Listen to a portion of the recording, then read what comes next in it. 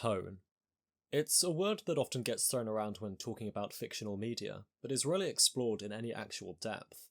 I've heard people describe tone as just how a story feels, but while that description may be nice and simple, I think it's also somewhat lacking.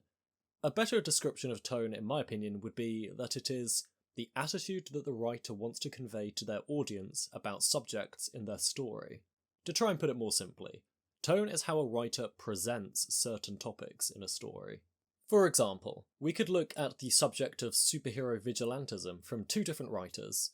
The original Batman TV show starring Adam West is filled with over-the-top hijinks, garish colours, and tongue-in-cheek humour. The writers are therefore giving the audience a light-hearted and comedic impression of superhero vigilantism. In Adam West's Batman, being a superhero is presented as fun and something that has little to no consequences on the person's well-being.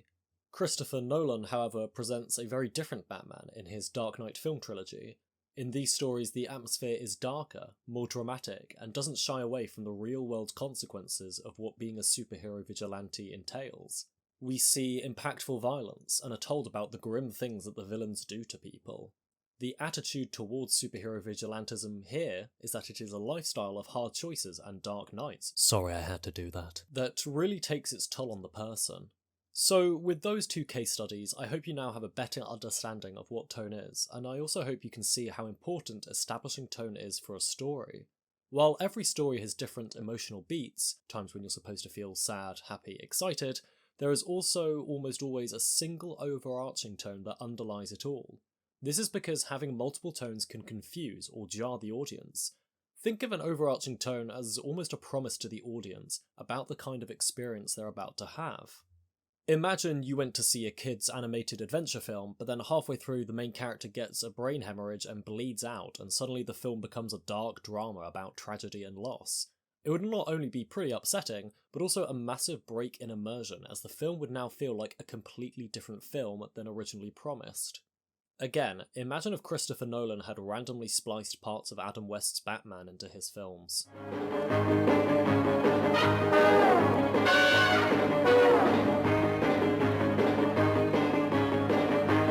However, you may have noticed earlier that I said stories almost always had a single overarching tone in them. Well, you see, there are some stories that have managed to achieve a juggling of tone without it being horribly jarring. They are exceptionally rare, as it is very hard to do, and so for this video I wanted to take a look at two of my favourite TV shows that have successfully achieved this tone juggling, and figure out how they've done it. Today we're going to be examining the hospital dramedy Scrubs, and the teenage drama Buffy the Vampire Slayer. I'm John from the Author's Anvil, and this is how to balance tone in storytelling. So to start with, let's just have a quick overview of these two shows. Scrubs is a comedic drama about a hospital intern, JD, and his journey to becoming a fully fledged doctor at Sacred Heart Hospital. He has to navigate relationships, stern mentors, a vindictive janitor, and the emotional turmoil of the American healthcare system. I always describe Scrubs as a comedic drama, or dramedy, instead of a sitcom, because it breaks a couple of the tropes that are normally associated with sitcoms. Notably, there's no laugher track. Your sarcasm is wasted on me, you giant pregnant beast. This is an anger-free zone. There's no anger here. Oh! Gah! Instead of staying static, pretty much all of the characters in Scrubs go through big character arcs and changes throughout the show. And lastly, while the show is comical and hilarious, there are equally very dramatic and emotionally heavy moments as well. Buffy the Vampire Slayer, meanwhile, is a supernatural horror high school drama about a girl, Buffy, who is, well, a vampire slayer. She has to reluctantly balance her life as a protector against the paranormal with the trials of being a high schooler. While there is plenty of teen drama and action-packed adventure, the show equally possesses horror and a sharp comedic wit. Thinking about tone then, what I find so enthralling about both of these TV shows is their ability to switch so seamlessly between laugh-out-loud comedy and then serious drama. One moment we'll be in one of JD's insane fantasies, and then a few minutes later we'll be watching him lose a beloved patient. One moment Buffy and her friends will be quipping at each other, and then a few minutes later we'll be watching a teenage girl go through an existential crisis. Despite these hard contrasts, these shows feel very rarely jarring, and in fact it is because of these hard contrasts that I think they're so compelling. How have they been successful then with this when so many other stories have failed? This is going to be a deep dive into what Buffy and Scrubs share that make them able to juggle tones so well, but don't worry, there will be no spoilers for either show, so hopefully after watching this you'll be inspired to check them out if you haven't already. So let's get to it. The first point I want to make here is about how character consistency is treated with humour. Character consistency is the idea of making sure that a character's traits and personality remain realistic to how they've been portrayed in the past. Note that this does not mean that they cannot change, it just means that if they are to change, it must be in a way that would make sense for their character. Walter White from Breaking Bad changes from a mild-mannered science teacher to a ruthless drug lord, but this change happens over a great length of screen time and is catalysed by his biggest flaw that is highlighted in the very first episode: his pride. A horrifically bad example of character consistency would be Luke Skywalker in Star Wars The Last Jedi. In that rotting cesspit of a film, it is revealed that Luke almost murdered his nephew because of a bad premonition, then abandoned his loved ones in a pointless self-imposed exile. This is the same man who, when he was younger, defied his master in order to go and save his friends, and also refused to murder a genocidal, child-killing tyrant because of his belief that everyone is capable of redemption and good. We are given little to no explanation as to why Luke has changed like the way he has, and that is why that this instance of character consistency is so bad. So, with the importance of character consistency in mind, let's look at how JD and Buffy are presented in their very first episodes, and why their characters can both be serious and humorous at the same time. Buffy is a 16-year-old high schooler who, on the surface, is a stereotypical girly girl of the late 90s. She loves fashion and rock music, dislikes schoolwork, and is scornful of her supposed destiny as a vampire slayer. A lot of the wit of her character, especially in the early seasons, comes from her clashes with her slayer mentor Giles, a British librarian who is the exact opposite of Buffy in almost every way. These clashes in character are also what provide a lot of the drama and seriousness, however. From Buffy's perspective, Giles is another authority figure who is forcing her to sacrifice her normal life in favour of fighting blood-sucking monsters, while from Giles's perspective, Buffy is a rebellious schoolgirl who is shunning her responsibility and gifts in favour of pursuing boys and going to parties. This is all established within the very first episode, and so throughout the rest of the show it's not jarring to us when Buffy and Giles quip at each other, because we've also equally been grounded in the seriousness of their characters as well. This establishment of being capable of both seriousness and humour is done with pretty much every cast member in Buffy, though of course I won't go over all of them now. Scrubs does something very similar with its cast of characters, and especially with the main character JD. He's introduced to us as an awkward, nervous nerd who desperately wants to prove himself as a young doctor in a busy hospital, something that gives us quite a serious tone if you think about it. But equally, we are quickly introduced to his goofy side, and we see that he has a wild imagination. If they had started making JD have crazy fantasies halfway through the first season with no explanation, then that would have been really jarring because it would have broken character consistency. Even if they'd been as well written as they currently are, it still would have been a strange experience to see this serious character suddenly have such a goofy imagination. But because JD's seriousness as well as his silliness were both established in the first episode, it is acceptable to us as a viewer moving forward. Tone balancing can go horribly wrong when you try and make a previously non-humorous character into something goofy. Could you imagine, for instance, establishing a character like the Incredible Hulk, who is a tortured scientist that has to deal with keeping a murderous monster inside of him at bay, while others shun and fear him? He might pull out the occasional quip or make light of certain things, but on the whole, Bruce Banner is a pretty serious man who is focused on his work and dedicated to protecting others. Could you then imagine if a character like him did something childish and goofy, like dabbing for a selfie? That would be incredibly jarring and out of character. The lesson we can learn here, everyone, is that if you want your characters to be funny as well as dramatic, you really need to establish both of those aspects as early as possible, and try and make the type of humour that your character uses in line with their personality. I want to make a further point about the uses of humour when juggling tone. For this part of the video, I want to remind you what I said earlier about tone not just being how something feels, but also how the writer wants to present their attitude of the characters and story to the audience. So I'm a firm believer that you can joke about anything, and that laughter is the best medicine. But when it comes to events in a story, you need to be careful about what you decide to make a joke of and how you go about doing it. If you want your story to be both dramatic and humorous, you need to really think about which parts should have a joke in them and which parts you should keep straight. In Scrubs, the characters often snipe at each other when they're going about their daily business, or when one of them does something silly, but the goofiness stops as soon as a patient is in danger or one of them is going through something particularly traumatic. There is an episode that always sticks with me in the final season, where JD and Turk are planning their annual steak night at one of their favourite restaurants. They spend most of the episode hyping each other up for it, but when it's time for them to go, they realise that a favourite patient of theirs is dying and has no family nor friends visiting them, so they decide to instead abandon their plans to bring the guy some comfort before he passes.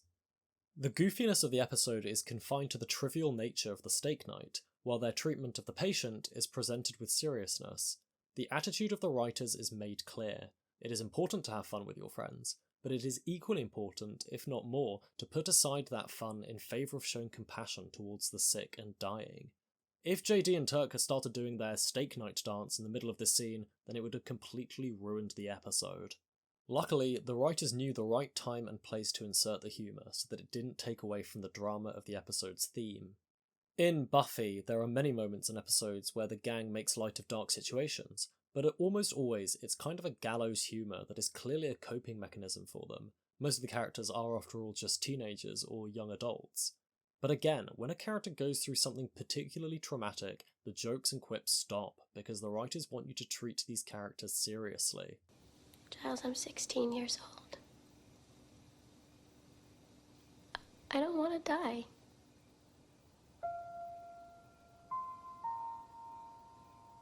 As I said earlier, I do believe that you can joke about anything, but when it comes to character trauma, you need to be super careful with the kind of joke you make, and really think about how you want them to be presented in that moment. It's kind of like how you should treat your loved ones in real life. Everyone likes having a laugh with their family and friends, but if something traumatic happens to one of them, that's maybe when you dial back on the humour. Like, say a friend of yours who has lost everything and failed to save the galaxy from an intergalactic threat goes into a deep depression, maybe don't make them play Fortnite and become a cringy drunken slob. People might get mixed signals about your attitude towards the depressed. To summarise this point, I think what Buffy and Scrubs do so well is that they choose when to be humorous very carefully. A joke or quip is not shoved in our faces every second line of dialogue, and when the story calls for a dramatic moment, it is either left well alone or the humour is very low-key. Buffy and Scrubs both share another key strength that helps them smoothly switch between tones: sound design. This might seem like another obvious point, but it's nonetheless an important one. Music can be seen as a cheap way of emotionally pulling an audience, but in shows such as Scrubs and Buffy, where there is a lot of humour, I think music was very important to fully indicate to the audience that a switch in tone was taking place. Many of JD's fantasies are cued in with a swiping sound effect, and then feature intentionally over-the-top music that makes it clear that we are in humour mode. Honestly, how could I be a better roommate? She could be half Turk and half Elliot. And then when we come to the more emotionally harder scenes, the music is either absent in order to ground us into the situation, or it's an appropriately melancholic soundtrack. I wish I could play some of the music that features in the show, but unfortunately the copyright police will come a-knockin', so I best not. Buffy also leans into or out of its music in order to make it clear when a tonal shift has occurred. Some of the most gut-wrenching moments are deathly quiet, while others utilise soundtracks to enhance the emotion of the scene. If it's guilt you're looking for, Buffy, I'm not your man. All you will get from me is my support. And my respect. It's not just the choice of music, but also when the music, or absence of music, is being used. Timing is everything, and when used badly, it can leave the tone of a scene confused and muddled. Let's take this example from, Star Wars The Last Jedi. At Luke Skywalker's introduction to Rey, the main character, we are treated to an emotionally charged soundtrack that fills the audience with expectation and longing. For those who need context, our main character here, who spent the last film trying to find Luke, is giving him back the lightsaber that his father wielded. This is a prized family heirloom that is being presented to him by possibly the last hope for the resistance against the bad guys. Let's see how the music is used.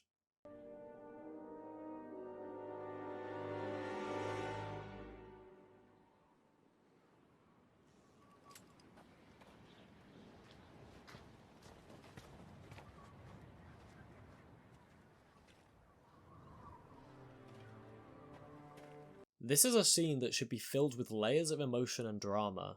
The music comes to a small crescendo to indicate that something dramatic is about to happen, and we await in silence to hear what Luke is about to say until... And then the sad, emotionally charged music comes back in to close the scene.